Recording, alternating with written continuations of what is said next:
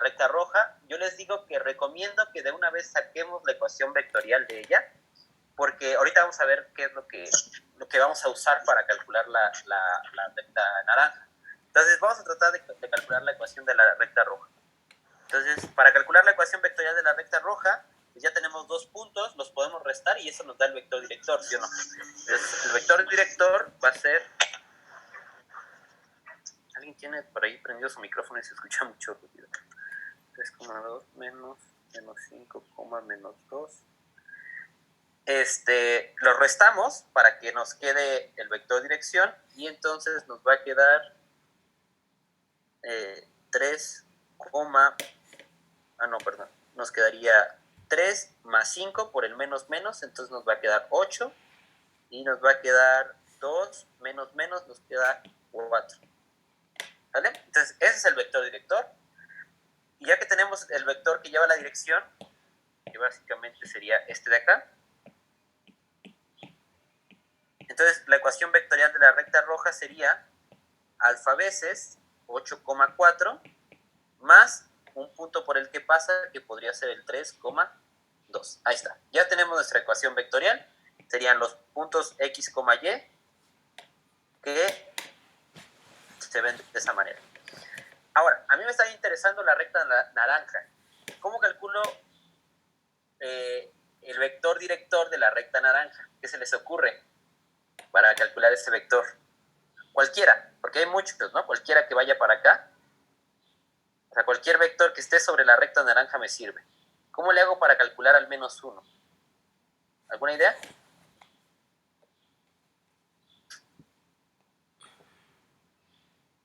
¿Qué ocupo? ¿Qué podría ocupar? ¿Podemos sacar su ecuación de la recta con la pendiente y el punto? Ok, fíjense, ahí está algo interesante. Si nosotros ocupamos la pendiente de la recta, o sea, bueno, en este caso la ecuación vectorial de la recta roja no nos sirve porque no nos está diciendo la pendiente.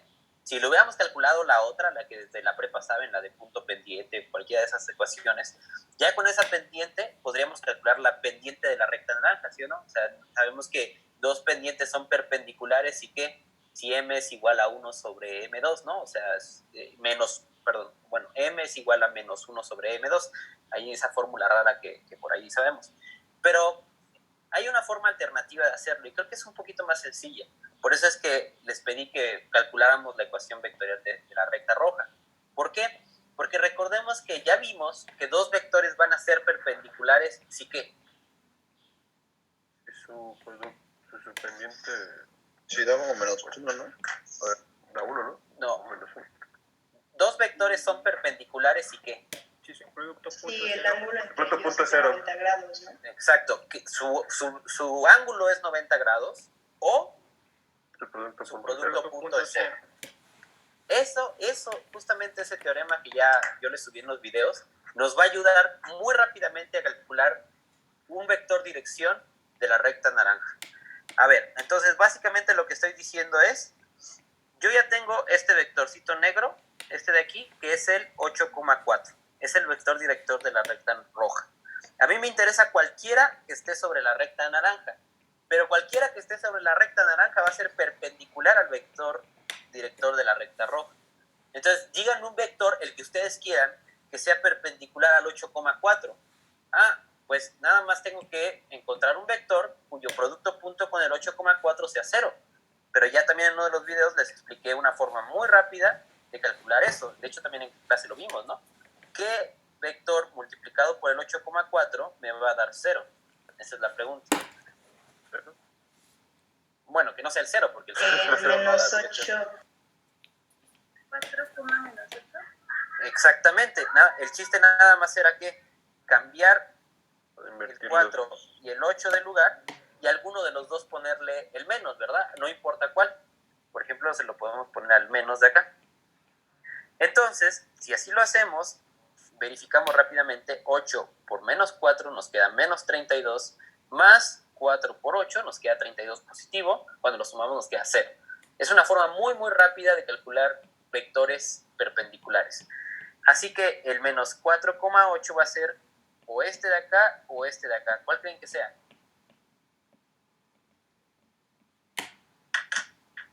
¿Cuál de los dos? ¿El que va volteando hacia arriba o el que va volteando hacia abajo? Que va volteando hacia arriba, ¿no?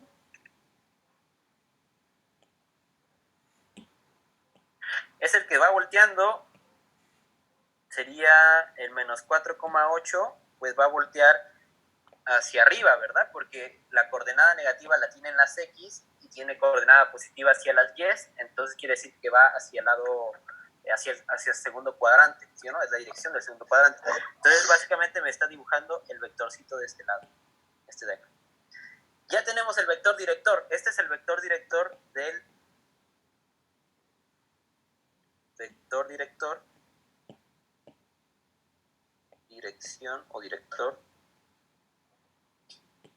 de la recta naranja.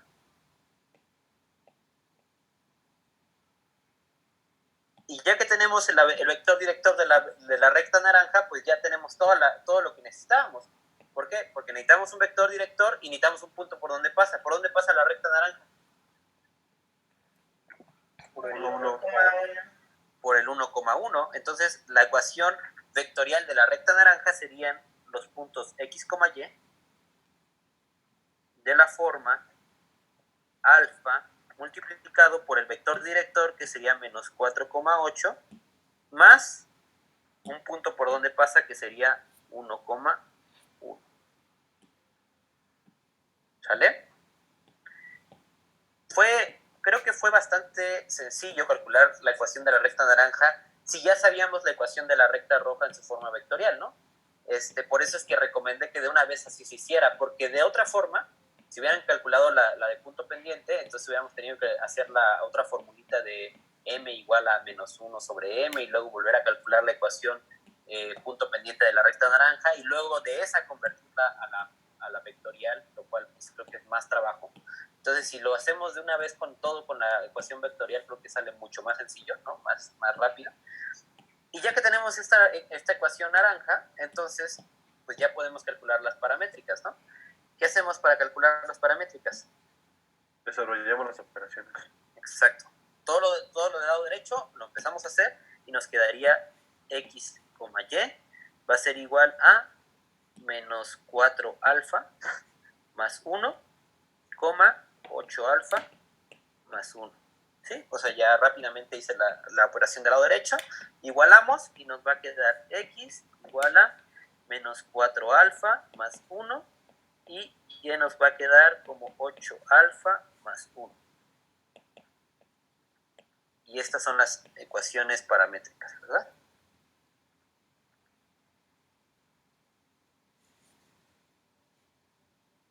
¿Dudas? Si se dan cuenta, no hay como un algoritmo así fijo, o sea, que yo les pueda decir paso por paso. Si ustedes se quieren aprender uno muy concreto, o sea, decir, bueno, ¿saben qué? A mí me quedó claro si yo primero calculo 2 puntos y ya que calculo 2 puntos los resto y ya que los resto, ese es mi vector dirección y luego le sumo 1. Si quieren hacer todo ese proceso, está bien, solamente que luego es un poco tardado.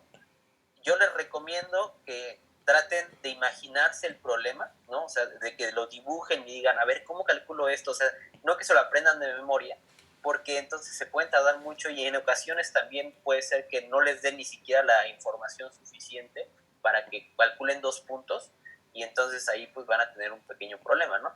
Entonces, pues yo les recomiendo que sí traten ahí de practicar de varias formas cómo resolver este tipo de problemas, ¿sale?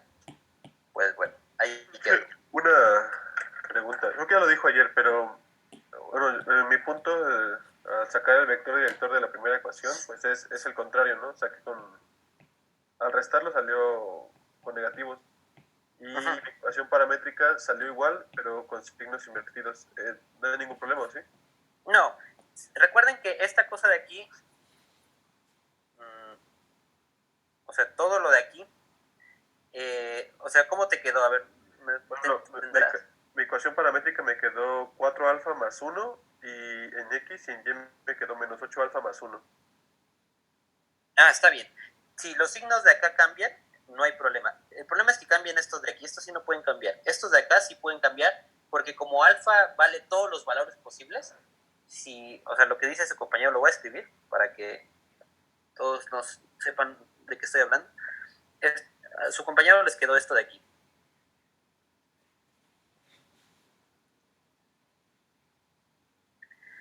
¿Por qué digo que estas dos ecuaciones paramétricas son iguales y no hay ningún problema? ¿Por qué? Porque si, como alfa puede valer lo que sea, o sea, alfa tú le puedes dar el valor que tú quieras. Entonces, si tú, por ejemplo, le pones alfa igual a 1 acá en este caso, para que te dé lo mismo que de este lado, ¿cuánto le tendrías que poner alfa de este lado? -1. ¿Sí queda claro? O sea, para que se compensen y te queden iguales, para que cambien, para que no cambien, digamos, para que nos den el mismo punto, lo que alfa vale acá, el alfa de este lado va a valer el negativo del de acá. ¿Sí o no? El problema es que hubieras aquí, si te hubiera salido un -1, aquí sí ya no hay forma de arreglarlo, porque el alfa, este alfa de aquí, no compensa ese signo. O sea, no hay forma que esta X nos dé esta X. Otra forma de saber que son iguales es, dame un punto al que tú quieras de este lado y yo te voy a demostrar que hay un punto, ese mismo punto también está de este lado. Entonces, por ejemplo, denme un valor de alfa del lado izquierdo, el que ustedes quieran. Por ejemplo, alfa igual a ¿qué?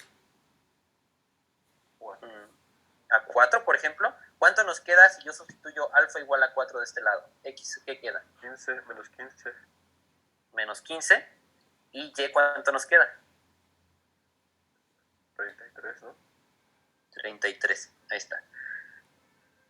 Y ahora, ¿habrá algún alfa para el lado izquierdo que nos dé exactamente X igual a menos 15 y Y igual a 33? Los mismos, pero con signo contrario. O sea, con un alfa igual a menos 4, ¿creen que quede? Sí, ¿verdad? Sí. Porque nos va a quedar X igual a menos 15 y Y igual a 33. O sea, mientras cada punto que tú te inventes acá de este lado lo puedo expresar de este lado, está bien. Les digo, si yo le cambio el -1, si yo en mi resultado me hubiera quedado un menos acá arriba, ahí sí ya no puedo hacer, ahí sí ya hay algo mal.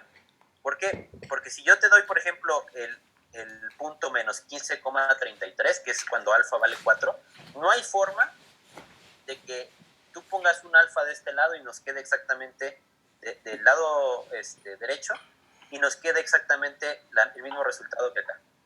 ¿Vale? Esa es una manera de hacerlo.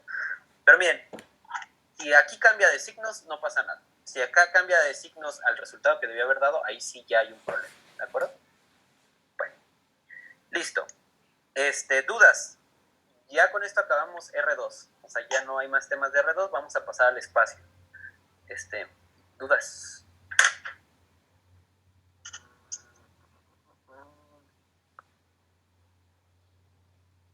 ¿No? Creo que no. Ok. Bueno, para el espacio, para imaginarnos R3, lo que voy a hacer es ponerles una imagen en el libro, porque ahí sí, como que dibujarlo, bueno, lo podría dibujar, pero no creo que me quede tan bonito como en el libro. Entonces voy a mostrarles un dibujo del libro que me gusta mucho porque queda bastante claro cómo es el espacio. Yo creo que ya todos tenemos una idea de cómo es, entonces, pero creo que es más sencillo y más claro verlo en el libro. A ver, R3. Aquí está R3. ¿Dónde está el dibujo aquí está? Este dibujo me gusta bastante. ¿Vale? Aquí se expresa bastante bien todo.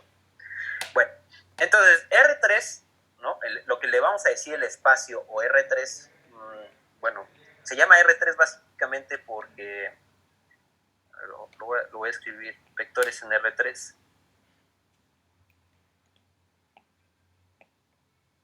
Pues se llama R3 porque son los números reales, o sea, son las ternas ordenadas de números reales, ¿no? Voy a poner la definición formal, porque, bueno, creo que es importante ponerla.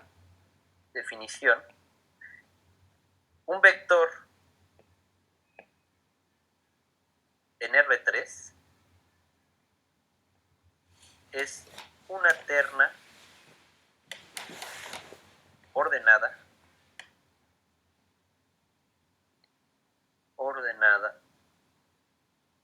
de números vectores. ¿Qué quiere decir eso? Quiere decir que se van a ver de la forma x0, y0 y z0. ¿Sale? Ejemplos de esto.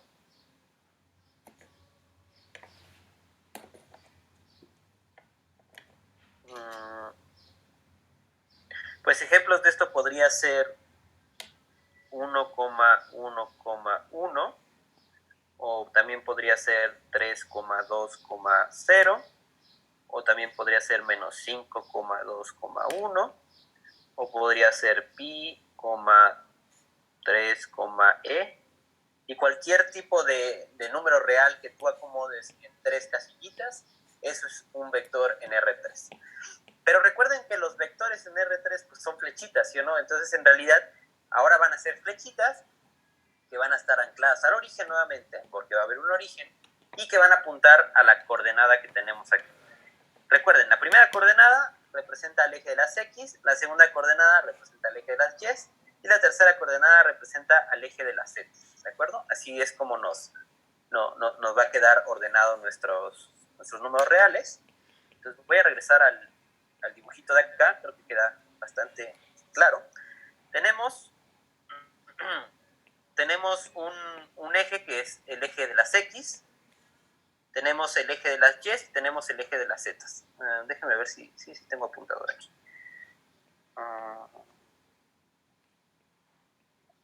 Ok.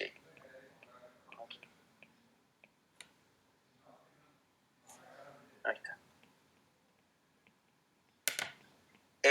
Bueno, entonces, el eje de las X siempre va a estar en esta dirección, el eje de las Z, creo que no voy a poder rayar. Déjame ver si tengo algún marcador. Sí, tengo marcador. Este es el eje de la Z, de las Y, y este es el eje de las Z, ¿sale? Ahora, para yo conocer las coordenadas en R3, pues bueno, recuerden que la dirección para acá nos los da el eje de las X o la primera entrada, la segunda entrada va a ir para acá y la tercera entrada va a ir para arriba, es la que nos va a dar la altura. Si ustedes se dan cuenta, el plano que conocemos lo que conocemos como R2, X, Y, va a estar en el piso, va a ser el piso de acá, ¿sí? Y la altura va a ser nuestra nueva variable que le vamos a llamar Z, ¿sí? Yo me acuerdo que cuando yo iba en la prepa, bueno, cuando recién entré a la universidad, me causaba mucho conflicto porque a mí siempre se me figuraba que X, Y era este de acá era Y y este de acá era X, porque así toda la vida lo hemos visto, ¿no? O sea, el eje de las X va acostado y el eje de las Y va hacia arriba. Entonces, yo recuerdo que al principio confundía un poco las coordenadas, ya después me fui acostumbrando y me acostumbré que el piso va a ser el eje, el plano que toda la vida hemos conocido, y nomás le estamos agregando la altura que va a ser Z, ¿de acuerdo? Entonces, para que no se confunda. Y entonces yo puedo expresar cualquier punto X, Y, Z aquí en el plano, y para darle la forma de un vector, pues va a estar anclado en el origen. El origen es la coordenada 0, 0, 0, que va a ser esta de acá, esta de aquí, este puntito de acá, va a ser el origen, y va a ir hacia la coordenada que nos esté apuntando nuestro vector, en este caso X0, Y0 y Z0, y aquí hay una flechita, ¿de acuerdo? Entonces, lo primero que vamos a hacer en R3 es ver cómo calcular la magnitud de un vector, o sea, lo que mide el vector, y luego vamos a ver cómo calcular la dirección y cómo calcular el sentido del vector, ¿de acuerdo? Primero vamos a empezar con la parte con la parte de la magnitud. ¿Qué se les ocurre para la magnitud de este vector? ¿Cómo podremos calcular cuánto mide de aquí a acá?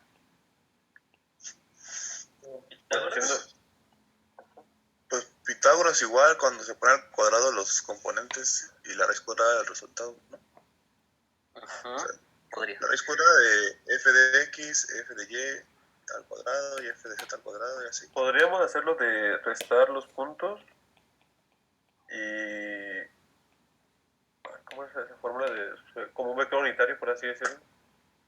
Y dividirlo sobre su magnitud. Le voy a tomar foto a esto y lo voy a proyectar. Nada más espérame tantito. Espérame tantito.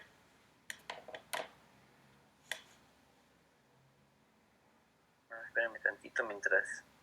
Déjame ver si lo puedo proyectar acá para poderlo rayar.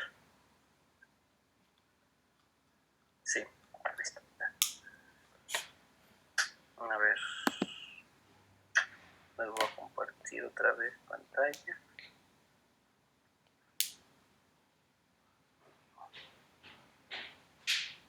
Sale. A ver, creo que ahí está. Esa es una imagen. Entonces creo que se la voy a poder editar.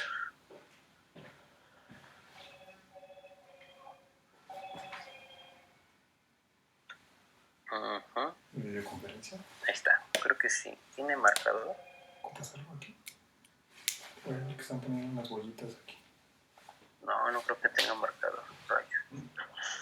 Bueno, me hubiera gustado poder escribir. Es que el libro está como protegido y no me deja escribir sobre él. Está raro.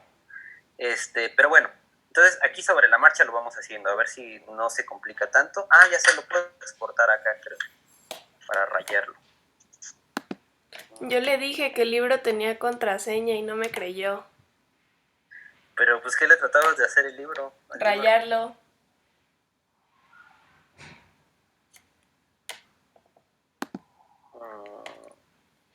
Ahí está, miren. Aquí se ve bien. Así ya lo podemos rayar. Muy bien, a ver. Entonces, vamos a ver cómo calcular la magnitud, o sea, la distancia de aquí a acá. Ese es el objetivo. Entonces, ustedes decían que hiciéramos ¿qué? ¿Cuál era su estrategia? Pitágoras. Eran varias estrategias. A ver, ¿cuál es una de ellas?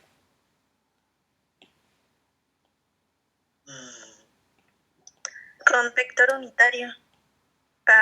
Sí, ¿no? Sacar el unitario junto con su magnitud. Pero bueno, para calcular el vector unitario primero necesitaremos saber pues, cuánto es la magnitud para poderla acortar, pero si ya conocemos la magnitud, pues ya no nos ayuda en nada el vector unitario. Profe, la magnitud saca cuando los componentes fx, bueno, x, y, z se elevan al cuadrado, o sea, la suma de x al cuadrado más y al cuadrado más z al cuadrado, la raíz cuadrada del resultado. Eso se saca la magnitud. Esa es la magnitud. Eso que dijo el compañero es correcto, pero quisiéramos ver de dónde sale, ¿no? Esa es la idea. Vamos a hacerlo aquí en el dibujito, fíjense. A mí me interesa, voy a rayar lo que mide el vector. Es esto que estoy rayando de color azul. ¿De acuerdo? Eso es lo que me interesa. ¿Cuánto mide de aquí a acá? Si yo quiero saber cuánto mide esa parte azul, lo que yo voy a necesitar es más o menos como un teorema de Pitágoras, ¿sí o no? Y para aplicar el teorema de Pitágoras, entonces necesito un triángulo rectángulo. ¿Dónde podemos ver un triángulo rectángulo que involucre la parte azul?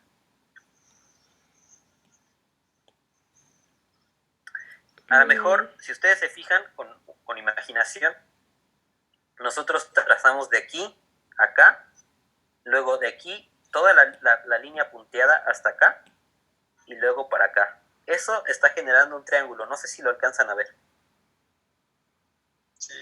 ¿Sí? Es un triángulo, o sea, de hecho, este de aquí, este de acá y este de acá son sus vértices, y sus lados son 3 lados, los que están acá. Ahora, la pregunta es, ¿este triángulo es rectángulo? Sí. ¿Dónde tiene su ángulo de 90 grados? Está en ¿Alfa? X. Sobre el eje X, ¿no? Acá, ¿verdad? Este es su ángulo de 90 grados. Suena complicado de imaginárselo por la perspectiva que tiene la imagen, pero eso es cierto. O sea, sí tiene el ángulo de 90 grados aquí. ¿Por qué? Porque si ustedes se fijan, si ustedes trazan acá este y este, o sea, el eje de las X y el eje de las Y tiene un ángulo de 90 grados.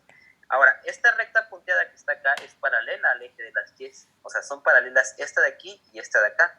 Por lo tanto, este y este tienen un ángulo de 90 grados. ¿Sí queda claro? Ahora, si se imaginan toda la pared, toda esta pared de aquí, toda esta pared tiene un ángulo de 90 grados con el eje de las X. Cualquier cosa que esté sobre esta pared va a tener un ángulo de 90 grados. Si ustedes, por ejemplo, están en un cuarto, ahorita en la videoconferencia, imagínense, lo tienen 4 paredes, ¿sí? Y fíjense en cada uno de los vértices que tienen. O sea, imagínense esta caja, que es en el lugar donde están ahorita ustedes, y vean un vértice. O sea, vean, por ejemplo, una de las esquinas inferiores del cuarto donde estén. Ahí se van a dar cuenta que una pared es perpendicular a la otra. O sea, todas las líneas que formes en una pared van a ser perpendiculares a las líneas que forman la otra pared, cualquier línea que esté sobre ella. ¿Qué es lo que está pasando en este momento? Esta recta rosa es perpendicular con esta recta de aquí arriba, ¿sí? Ahora dices, eso es un poquito difícil de imaginárselo. ¿No podríamos tomar otro triángulo que sea un poco más sencillo? A lo mejor sí. ¿Qué les parece si nos imaginamos ahora este triángulo de acá arriba? El que va de aquí para acá, para acá, para acá. Este es otro triángulo, ¿sí o no? ¿Dónde tiene el ángulo de 90 grados este triángulo? En el punto Z0. En el punto Z0. Acá tiene el ángulo de 90 grados. ¿Sí queda claro? O sea, es como si tuvieras el vértice, o bueno, la esquina del cuarto donde estés, ¿verdad? Y entonces ahí te imaginas que sale una línea como una diagonal, un estilo diagonal, sería esta cosa de aquí. Y te imaginas la diagonal con la pared, ¿será 90 grados? Sí, también es 90 grados. Entonces, todo este triángulo es un triángulo rectángulo. ¿Dónde hay otro triángulo rectángulo aquí en el dibujo? Ah, bueno, mira, imagínate que este de aquí va a este de acá, a este de acá, y regresa acá arriba, acá. Ese es otro triángulo rectángulo. ¿Sí queda claro? Ahí hay otro triángulo rectángulo. Entonces, hay varios, hay 3 que podemos utilizar. Vamos a utilizar cuál les gusta más, cuál se ve más claro que podemos usar sin ningún problema. Creo que el último sería más claro. Sí, este de acá, el de aquí para acá, para acá. Ese se ve más claro. Aunque también, bueno, no sé, yo siento que ese también se ve bastante claro. Cualquiera. Yo creo que vamos a usar el de las zetas. Me gusta más porque en el siguiente paso se va a ver todavía más claro. Entonces, fíjense. Lo que vamos a hacer es que la parte azul, que es la magnitud, la parte azul va a valer, o sea, la magnitud de nuestro vector V va a ser igual, que es la parte azul, al cuadrado de esta cosa, ¿verdad? Va a ser igual por el teorema de Pitágoras. ¿A qué va a ser igual? A la raíz. Va a ser, o sea, el cuadrado de este va a ser igual al cuadrado de acá más al cuadrado de acá. Ah, sí, ¿sí sí, o no? sí, sí, sí, sí. Entonces, pues esta cosa de aquí, acá, no sabemos cuánto mide. Esta cosa de aquí, acá, ¿cuánto mide? ¿Cuánto mide de aquí para acá? Z.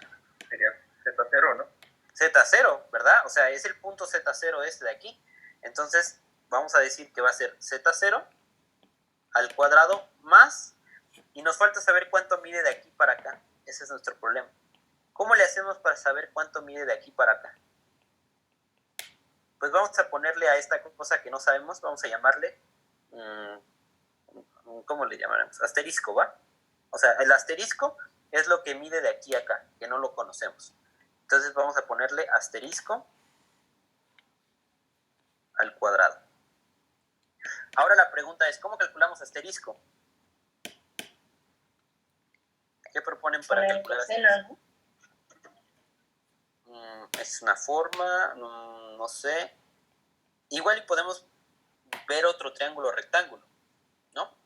¿Qué otro triángulo rectángulo nos ayudaría para calcular lo que mide asterisco, lo que mide de aquí para acá? A lo mejor, si ustedes se fijan ahora en el triángulo rectángulo que está aquí arriba, este de acá arriba, ¿sí?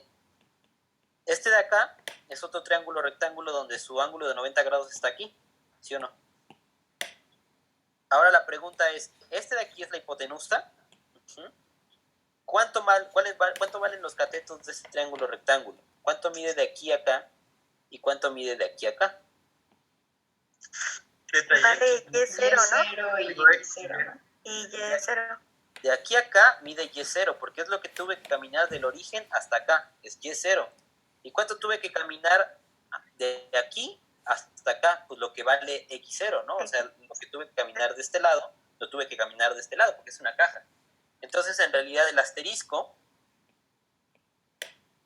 al cuadrado, o sea, la hipotenusa al cuadrado va a ser igual al cateto, a uno de los catetos al cuadrado más el otro cateto al cuadrado.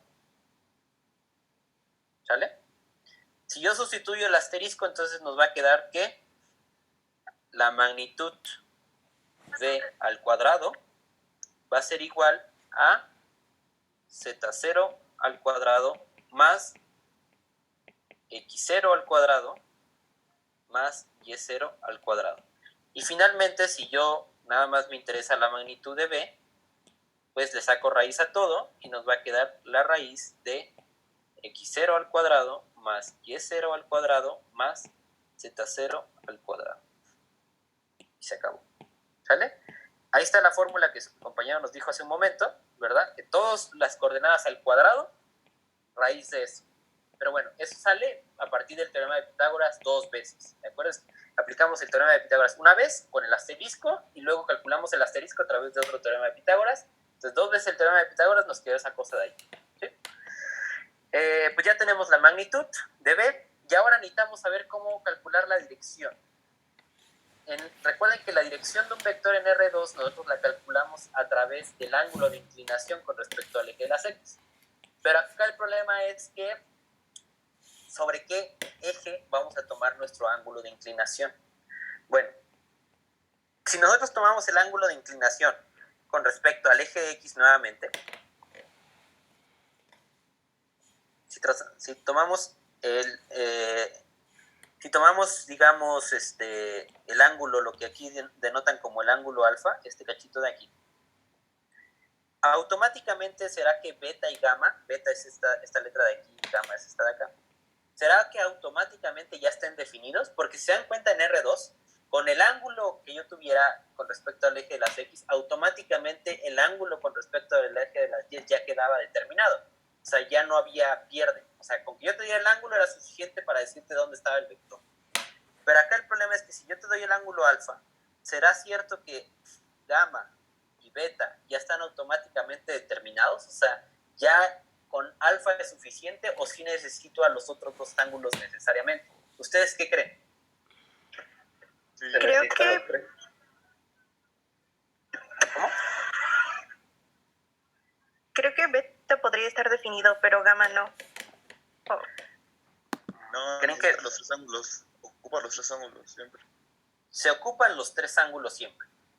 Imagínense el siguiente caso, fíjense. Lo voy a tratar de hacer, voy a dejar de compartir la pantalla y voy a hacer algo con mis manos porque creo que es medio difícil no hacerlo con mis manos. A ver, ¿todos me ven? ¿Hola? ¿Sí? Sí, profe. Ok. Sí, profe. Imagínense que este es el eje de las X, esta pluma es el eje de las X, y yo les digo que tiene un ángulo alfa, ¿no? Entonces, tengo este vector y tiene el ángulo alfa aquí. Esta es la inclinación. Lo que yo estoy diciendo es, ¿será que este es el único vector que tiene ángulo alfa o hay más vectores que tienen ángulo alfa con respecto a la pluma blanca? Pues lo que yo digo es que cualquier vector, así sin perder el ángulo, que vaya rotándose de esta forma, así, imagínense que están viendo una animación en la cual no pierde el ángulo, simplemente está rotando en el mismo ángulo. Cualquiera de esos va a tener el ángulo alfa fijo, pero les está dando un montón de vectores. ¿Por qué? Porque ya estamos en un espacio tridimensional. Entonces ya tiene la libertad de estar dándole profundidad al vector sin perder el ángulo. Entonces sí es necesario los tres ángulos forzosamente. ¿Vale? Es lo único que necesito, o sea, lo único que quería mostrarles. Me parece ser que ya se volverá a salir esta cosa. Bueno, me decía algo así que faltan. Aún le quedan 3 minutos y medio. ¿Dónde dice? En la parte de arriba. ¿Ah, sí? Ah. ¿A poco ya pasaron 40 minutos? Ya, profe. ¿En serio? ¿Desde que se desconectó esta cosa? Sí, ya. Se pasa el tiempo rápido cuando uno se divierte, profe. Oh, sí. Ah, sí es cierto. Órale. Wow, bueno.